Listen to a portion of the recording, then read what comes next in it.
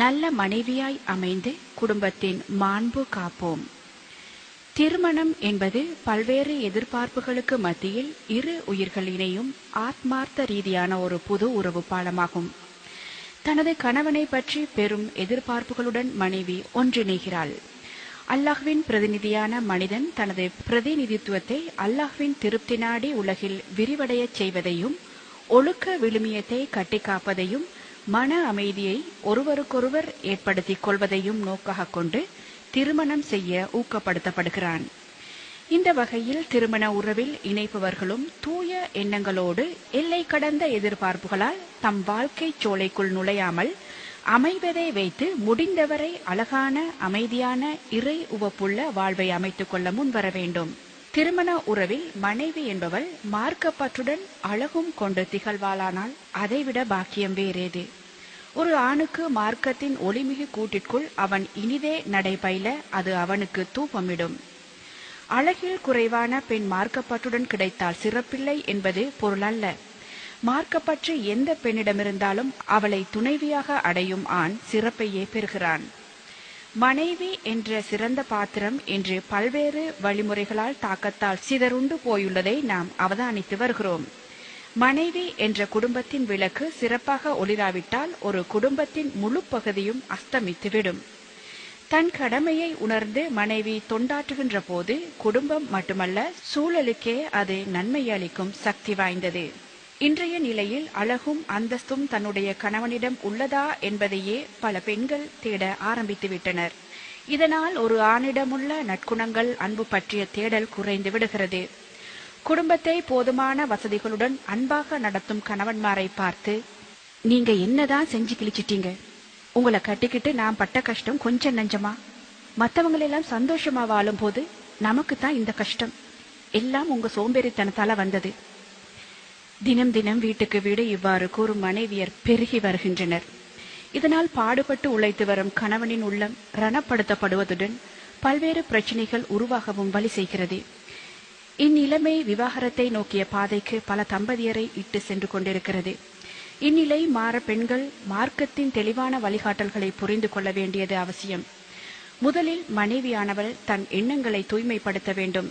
தனது பொறுப்பு எந்த நிலையில் தன் குடும்ப நிலை அமைந்தாலும் அக்குடும்பத்தின் அமைதி, சந்தோஷம், நிம்மதி குலையாமல் தனது செயற்பாடுகளை அமைத்துக் கொள்ள வேண்டும்.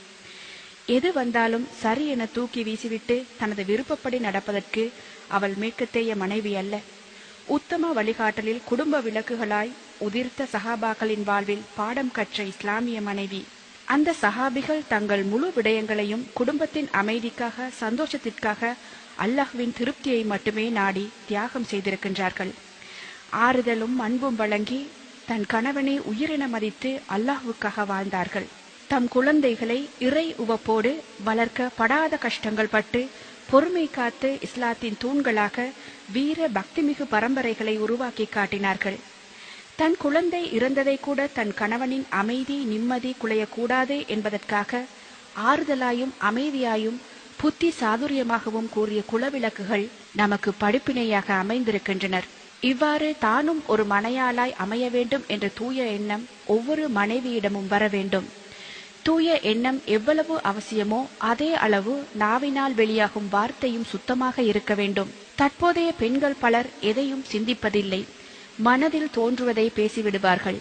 இதனால் கணவன், பிள்ளைகள், உறவினர்கள் ரணங்களுக்கு உட்படுகின்றனர் என்பதை ஏனோ இப்பேதையர் உணர்வதில்லை. வேகமாய் வரும் அம்பின் தாக்கத்தை விட வார்த்தைகள் அதிக தாக்கம் ஏற்படுத்துபவை. அவற்றை இலகுவில் அழிக்க முடியாது. எனவே ஒரு இஸ்லாமிய மனைவியின் வாய் வார்த்தைகள் அன்பு, அமைதி, ஒற்றுமை என்பவற்றை ஏற்படுத்தும் வகையில் வெளிக்கொணர வேண்டுமே தவிர குடும்பத்தின் அமைதியை குளிதோண்டி புதைக்கும் வகையில் வெளிவரக்கூடாது. மனைவியின் சத்தம் நன்றி கெட்ட வார்த்தைகளால் ஓங்கி நீதிமன்றம் வரை சென்று விவாகரத்தை பெற்று வரும் குடும்பங்களை நாம் அன்றாடம் பார்க்கின்றோம். இவற்றில் நாம் பாடம் படிக்க வேண்டுமே. கணவன், பிள்ளைகளின் தவறான செயற்பாடுகளை குத்தி காட்டுவதும் பிறரிடம் கூறுவதும் இன்று மனைவி என்ற தாய்க்கு பழகிப்போன பழக்கம். தவறின்றி மனிதனில்லை, மனித தவறுகள் மாற வல்லவை. மாறும் வகையான குடும்பச் சூழலை அமைத்து குறைகளை மறந்து நிறைகளை போற்றி தன் குடும்பத்தாரின் செயல்களை சீர்படுத்துவதே சிறப்பு. தவிர அதை குத்தி காட்டுவது இழி செயலாகும். குற்றவாளியை மேலும் குற்றவாளியாய் மாற்றுவது அவனை சுற்றியுள்ளவர்களே. ஒருவன் திருடினாலும் சரி, அவனை திருடன் என்று கூறி வேறொருவன் திருடினாலும் ஆராயாமல் இவன் மேல் பழியை போட்டு தண்டித்து அவன் மீண்டும் திருடனாக மாற சமூகத்தில் சில விஷப்பாம்புகள் வழிசமைத்து விடுகின்றனர். இவ்வாறான தவறை மனைவிமாரும் செய்யக்கூடாது. மனைவி என்பவள் தன் கணவனின் குறைகளையோ அல்லது அவரது பலவீனத்தையோ சுட்டிக்காட்டுவதை கைவிட்டு அவரது நல்ல விடயங்களை கண்டு மகிழ்ந்து அதை பாராட்டி அன்பாயும் ஆறுதலாயும் புத்தி சாதுரியமாக அவரை அணுகி தவறுகளை திருத்த வழியமைக்க வேண்டும். அன்பிக்கும் உண்டோ அடைக்கும் தாழ் என்பார்கள். அன்பை எதனாலும் கட்டுப்படுத்த முடியாதது போல் அன்பால் எதனையும் சாதிக்க முடியும் என்ற உறுதியான நம்பிக்கையும் ஒவ்வொரு மனைவியரிடமும் வரவேண்டும். ஒரு கணவனின் வெற்றி தோல்வி, அதாவது பலவீனம் இரண்டின் பின்னும் மனைவிக்கு பாரிய பங்குண்டு. மௌனிக்க வேண்டிய நேரம் மௌனித்து, பேச வேண்டிய நேரம் பேச வேண்டிய விதமாய் பேசும் மனைவியராய் ஒவ்வொரு மனைவியும் மாற வேண்டும். அடுத்து, இன்று குடும்பங்களின் பிரச்சினைகளுக்கு மனைவி காரணமாக விளங்கும் மேலும் ஒரு விடயம்தான் கணவனின் நலனில் மனைவிமார் காட்டும் அக்கறை நிலைமைகள். இன்று அதிகரித்த வேலை, திட்டமிட்டு செயற்படாமை, வீணான பொழுதுபோக்குகள் போன்றவற்றால் பெண்கள் தங்கள் கணவன்மாரின் உடல் உள நலனில் அக்கறை எடுக்க மறந்து விடுகிறார்கள். எனக்கு காய்ச்சல் வந்தால் கூட என்னென்று கேட்க இந்த வீட்டுல ஆள் இல்ல. என் மக மாடா உழைச்சாலும் என் மருமக அவனுடைய சுகையினம் பற்றி அக்கறையே காற்றா இல்ல என கணவன்மாரும் கணவனின் தாய்மாரும் புலம்பிக் கொண்டே இருக்கின்றனர்.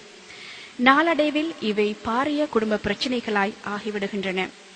பெண்கள் தங்களுக்கு என்னதான் வேலை என்றாலும் கணவனின் தேவையை நன்கு தெரிந்து தொண்டாற்ற வேண்டும்.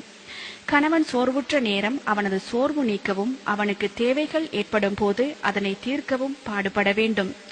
தன் கணவன் நோயால் அல்லது தொழிலால் அல்லது குடும்ப சுமைகளால் அல்லலுறும் போது மனைவி அவற்றை நீக்க அல்லது ஆறுதலும் ஆலோசனையும் ஊக்கமும் உதவியும் வழங்க வேண்டும். அவர் உடம்பு, அவர் குடும்பம், அவர் தொழில், என்னவாவது செய்யட்டும் என்ற அலட்சியமும் தன் பணி மறந்து செயற்படும் மடமையும் ஒருபோதும் மனைவி என்பவளிடம் வரவே கூடாது. பொருளாதாரம் என்ற அவசிய தேவையும் மனைவியை ஒரு மாயையாக மாற்றிவிடுகின்றது. இன்று பல பெண்களுக்கு தன் கணவனின் உழைப்பு குடும்பம் நடத்த போதாத நிலையில் உள்ளது. இதனால் குடும்பத்தில் பல குழப்பங்களை ஒரு மனைவி உருவாக்கி விடுகிறாள். எமது வரலாற்று பெண்கள் கிழிந்த ஆடைகளுக்கு ஒட்டுகளை போட்டு அணிந்துள்ளனர். பல நாட்கள் உணவின்றி பட்டினியால் வாடியிருக்கின்றனர். தம் பிள்ளைகளையும் தமது குடும்ப வருமானத்திற்கேற்பவே வாழ பழக்கி இருக்கின்றனர். ஆனால் இன்று பல வீட்டுத் தலைவிகள் வரவை மீறி செலவு செய்பவர்களாக உள்ளனர். பசியின்றி விதவிதமாக உணவு உண்பதும், ஒன்றிற்கு மேற்பட்ட அல்லது விலை கூடிய வேலைப்பாடுகள் மிகுந்த பகட்டான ஆடைகளை தெரிவு செய்வதையும், தமது தகுதிக்கு மீறிய ஆடம்பர பொருட்களை வாங்கிவிட்டு அப்படியான தேவைகளுக்காக கடன்பட்டு பின்னர் கணவனை வாட்டி வதைப்பதையும், கணவனால் பூர்த்தி செய்ய முடியாத போது வெளிநாடு செல்வதையும், அதன் பின் சீரழிந்து நிம்மதியற்று திரிவதையும் பார்க்கின்றோம். போதும் என்ற மனமே புண் செய்யும் மருந்து என்று கூறப்படுவதையும் இன்று இஸ்லாம் அமைத்து தந்துள்ளது. இஸ்லாமிய மனைவி கணவனின் வருமானத்திற்குள் செலவுகளை திட்டமிட வேண்டும். அவளும் தொழில் பார்ப்பவளாக இருந்தால் கணவன் மனைவி இருவரின் உழைப்பிலும் திட்டமிட்டு செலவுகளை செய்து ஒரு பகுதியை சிறு சேமிப்பாகவும் ஆக்கிக் கொண்டால் கடன் படவோ அல்லது வட்டிக்கு கடன்பட்டு சீரழியவோ வேண்டி வராது. பிறர் பார்க்க வேண்டும் என்பதற்காக தமது நிலைமையை மேலாக்கி காட்டப் போய் கடைசியில் பிறர் பார்த்து சிரிக்கும் நிலைக்கு தமது குடும்பத்தை கஷ்டங்களுக்குள் உட்படுத்தி விடாதவளாக மனைவி என்ற மந்திரி திகழ வேண்டும். ஒவ்வொரு ஆணும் வெளியில் தொழில் பார்க்கும் இடங்களில் அழகான பெண்களை பார்க்க நேர்கிறது. இதனால் மனது அலைக்கழியும். ஆனால் வீட்டில் அழுக்கான நிலையில் அலங்காரமற்ற தனது மனைவியை பார்க்கிறான். இது ஓர் இஸ்லாமிய மனைவியின் அடையாளம் அல்லவே. கணவன்மாரை தம் பக்கம் இழுத்து அவர்கள் விருப்புக்கேற்ப அழகு தேவதையாக இல்லாவிட்டாலும் உங்களை எளிமையாக அலங்கரித்து பொருத்தமான ஆடைகளை அணிந்து கணவனின் கண்களில் படும்படியாக மட்டும் அலங்காரம் செய்து புன்னகையால் உங்கள் பொன்முகத்தை மெருகூட்டி பாருங்கள்.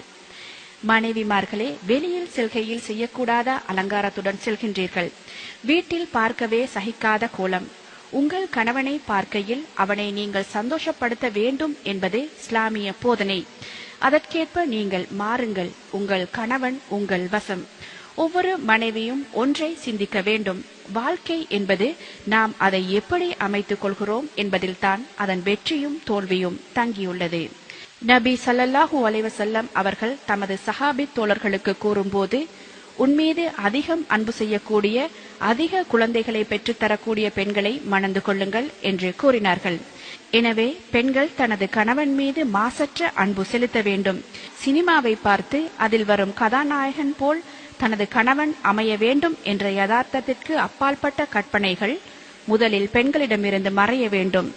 மிகைப்படுத்தி எதனையும் சித்தரித்து காட்டும் சினிமா பணம் சம்பாதிப்பவர்களுக்கு சரியானதன்றி அது வாழ்வுக்கு பொருந்தாது என்பதை இஸ்லாமிய மனைவி உணர்தல் வேண்டும்.